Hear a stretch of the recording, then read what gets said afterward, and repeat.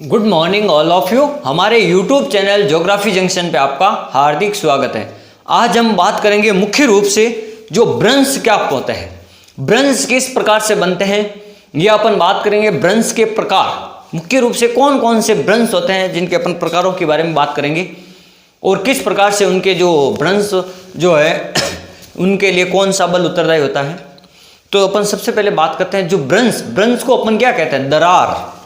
ब्रंश को अपन क्या कहते हैं, दरार, चटकन, यानी कोई भी वस्तु है उसमें दरार हो जाना यानी ब्रंश हो गया, या उसमें अपन दरारें पड़ना या चटकन होना या उसका टूटना, एक स्थान से दूसरे स्थान की ओर खिसकना, बीच में गैप हो जाना, दो वस्तुओं के बीच में गैप हो जाना। जब जो वस्तु टूटी है, बड़ी वस्तु, उन दोनों के मध्य गैप हो जाना, उसको अपन क्या कहते हैं, ब्रंश कहते हैं। ब्रंश क्या होता है, जैसे जो पृथ्वी का जो आंतरिक बल होता है, उस अंतर्जात बल के कारण पृथ्वी के किसी भी जो कमजोर सतह होती है वहां पे वो बल क्या करता है, फोर्स लगाता है, बल लगाता है।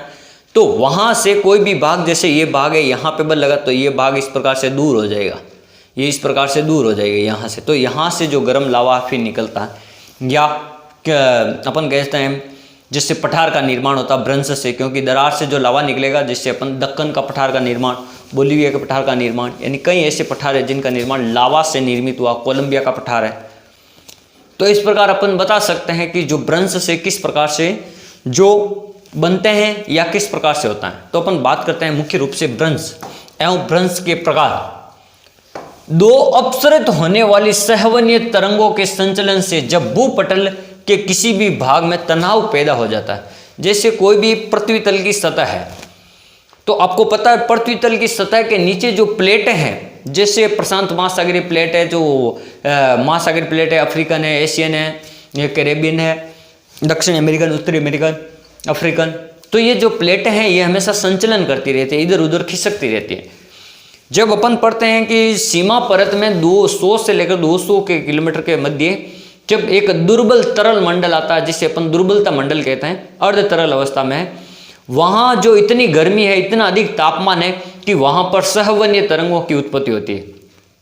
सहवनीय तरंगों से क्या होता है, जो सहवनीय तरंगे वो पृथ्वी के धरातल पे आएगी और धरातल के कहीं भी जो कमजोर पार्ट है उसको तोड़ देगी, उसमें दरारें पड़ेगी, यानी जो प्लेटें हैं वो इधर उधर खिसक जाएगी। इसका कहने का मतलब ये है, उन प्लेटों के खिसकने के कारण जो चट्टानें हैं, जो पृथ्वी तल है, वहां पर कहीं पर दरार हो जाएगी, वहां तनाव बल पैदा होगा।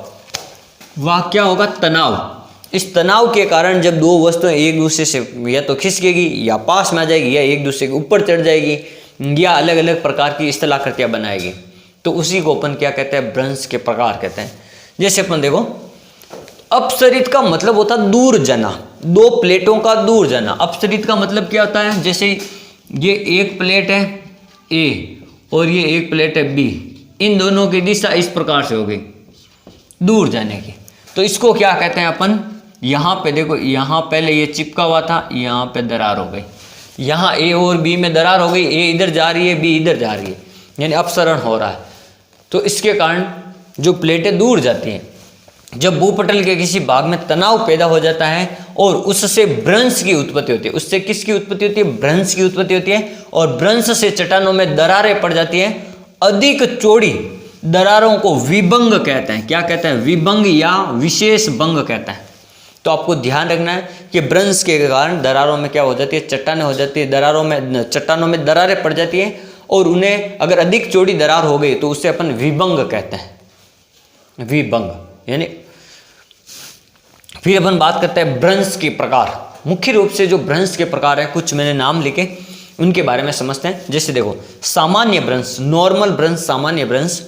जब ब्रंश तल के दोनों ओर के भूखंड एक दूसरे की प्रतिकूल दिशा, प्रतिकूल दिशा का मतलब एक दूसरे के विपरीत, प्रतिकूल दिशा में ऊपर नीचे खिसकते हैं तो उनकी मध्य की दूरी बढ़ जाती है, तो इसे अपन क्या कहते हैं, सामान्य ब्रंश कहते हैं। जैसे मैंने ये चित्र बनाया, एक ये प्लेट ये है, दूसरी प्लेट ये है, ये देखो, ये यहाँ पर देखो, यहाँ पर आपको दिख रहा होगा, यहाँ प्लेट में और यहाँ प्लेट में थोड़ा अंतर है। पहले ये प्लेट यहाँ पे थी, ये दोनों एक जैसी थी, लेकिन ये क्या हो गई, थोड़ी नीचे खिसक गई। नीचे खिसकने के कारण जो इस प्रकार की संरचना थी इस प्लेट में, ये इस प्रकार की संरचना नीचे चली गई और ये दूसरी प्लेट अलग अलग तरह की संरचना है। तो और जब प्लेटें दो एक दूसरे के विपरीत दिशा में जा रही हो, एक दूसरे के विपरीत दिशा में यानी अपसरण हो रहा प्लेटों में, तो उसे अपन क्या कहते हैं, सामान्य भ्रंश कहते हैं। अब अपन बात करते हैं वित्तुक्रम भ्रंश यानी प्रतिलोम भ्रंश। वित्तुक्रम यानी प्रतिलोम भ्रंश किस प्रकार से, जब भूपटल, जब भ्रंश तल के दोनों ओर के भूखंड यानी दोनों ओर, ये और ये दोनों ओर के भूखंड एक दूसरे की ओर खिसकते हैं तो उनके बीच की दूरी कम हो जाती है, इसे वित्तुक्रम भ्रंश कहते हैं। ये क्या होता है कि जो प्लेटें हैं वो दोनों क्या प्लेटें एक दूसरे के आमने सामने आपस में टकरा जाती हैं, तो इस प्रकार के भ्रंश को अपन वित्तुक्रम भ्रंश या प्रतिलोम भ्रंश भी कहते हैं। जैसे ये प्लेटें हैं, यहाँ पे देखो, ये आपको देखो, ये ए प्लेट है और ये बी प्लेट है, ये आमने सामने टकरा रही है, इसको तो वित्तुक्रम भ्रंश कहते हैं। जो दूर जाती है उनको अपन सामान्य भ्रंश कहते हैं, ये ध्यान रखना। एक भ्रंश होता है श्वेप भ्रंश, ये तो लगभग समानांतर, इस प्रकार से समानांतर क्या, ये आमने सामने आती है लगभग।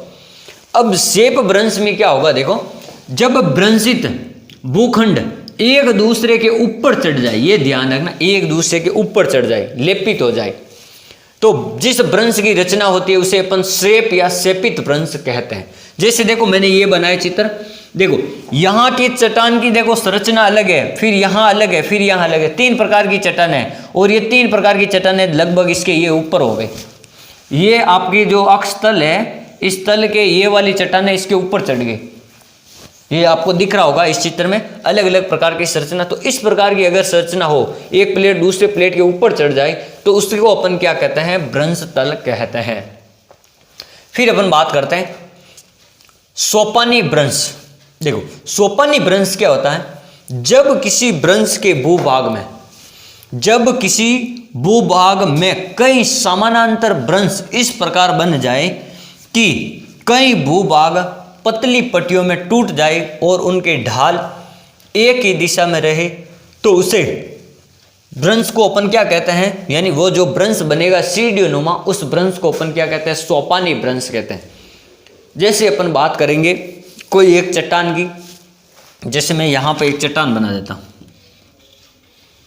ये मान लो चट्टान है कोई, एक बार भ्रंश हुआ तो ये चट्टान थोड़ी नीचे खिसक गई,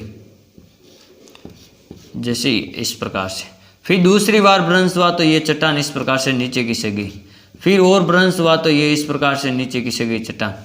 तो देखो यहाँ से जब जब देखेंगे तो ये लगभग क्रमशः एक ही दिशा में जब चट्टान नीचे खिसक रही हो, एक ही दिशा में, ये एक ही दिशा में धीरे धीरे नीचे खिसक रही हो, इस चट्टान को अपन क्या कहते हैं, सोपानी भ्रंश कहते हैं। इसी भ्रंश को, जो ये चट्टान में आपको दिख रहा सीढ़ी नुमा, यहाँ पे देखो ये सीढ़ियों जैसा आपको दिख रहा होगा, तो इस प्रकार के भ्रंश को अपन क्या कहते हैं, सोपानी भ्रंश या सीढ़ी नुमा भ्रंश भी कहते हैं।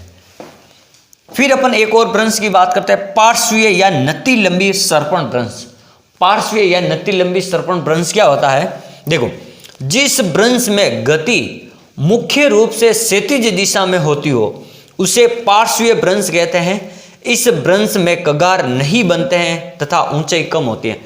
अब जैसे मैंने आपको एक बताया, ये वाला आपको यहाँ पे दिख रहा होगा ये चित्र, जैसे मैं अभी यहाँ ऊपर बना देता हूँ, तो इस प्रकार से क्या होता है, जब आमने जो क्या होएगा कि दो पास पास में होंगे,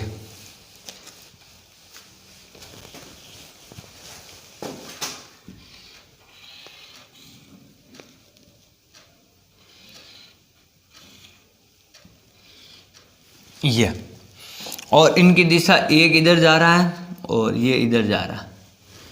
अब देखो ये ए भाग है मान लो और ये बी भाग है।